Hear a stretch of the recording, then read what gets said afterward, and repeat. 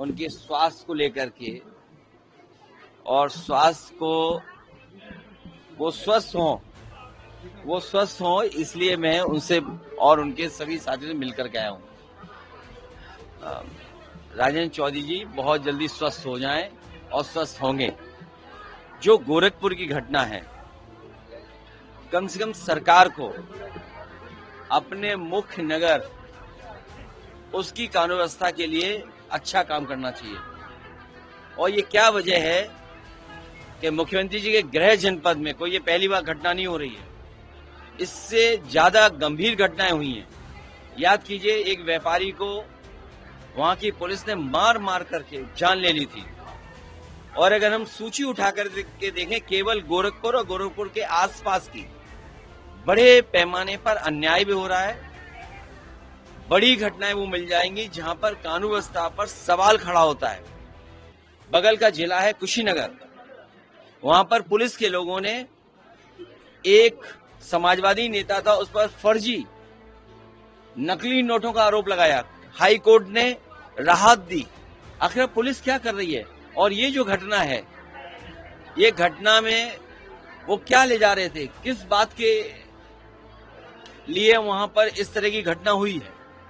सुनने में आया है कि जानवर लिए जा रहे थे कुछ लोग और आम जनता सड़कों पर है। सरकार को मदद करनी चाहिए, सरकार को न्याय देना चाहिए और मुख्यमंत्री जी को पॉलिटिकल डिसीजन नहीं लेना चाहिए। याद कीजिए, जब माता प्रसाद पांडे जी गए थे वहां के दुकानदार, वहां के व्यापारियों की मदद के लिए, तो भारतीय जनता पार्टी ने अपने नेताओं को बुलडोजर पे भेजा था।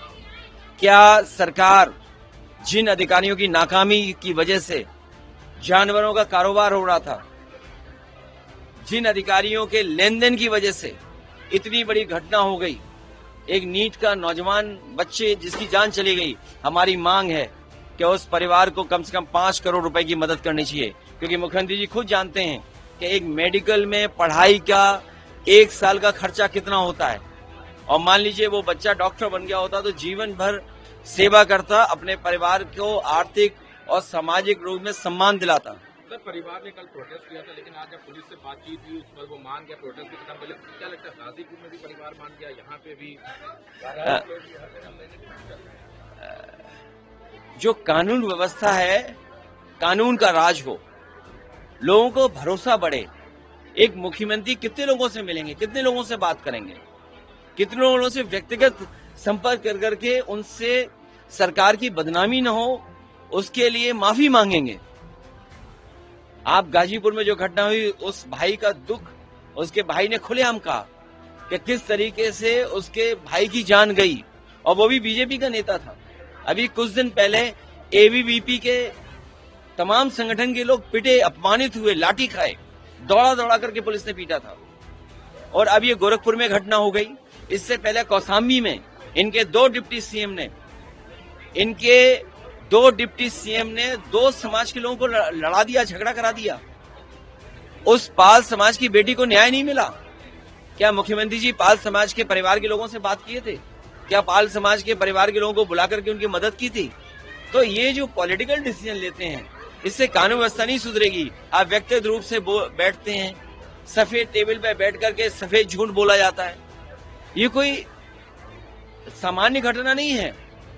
आप मैनेजमेंट से लॉ एंड ऑर्डर नहीं चला सकते हैं। आपने बुलडोजर से लोगों को डराया, आपने बुलडोजर से अन्याय किया, आपने बुलडोजर से विपक्षी लोगों की आवाज दबाई। अब वो लोग कहां हैं जो बुलडोजर पे गोरखपुर में माता प्रसाद पांडे जी को रोक रहे थे?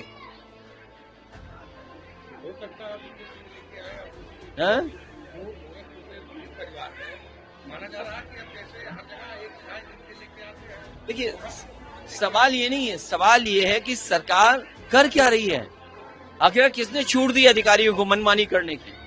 आज बेटियां सबसे ज्यादा असुरक्षित हैं, सबसे ज्यादा हत्याएं हो रही हैं, सबसे ज्यादा कस्टोडियल डेथ हो रही हैं, सबसे ज्यादा लूटा जा रहा है पैसा, सबसे ज्यादा अपमानित लोग हो रहे हैं। आखिर कौन दे रहा है ये मौका इनको? बिहार में आपका तेजस्वी यादव की रैली शुरू हो गई है बीजेपी। देखिए, गोरखपुर में गोरख धंधा ना हो, ना पुलिस गोरख धंधा करे, ना political party Bharatiya Janata party Gorakh धंधा करे। जनता को न्याय दें, मदद करें। पीड़ित परिवार जिसने बेटा खोया है उसको 5 करोड़ की मदद सरकार दे।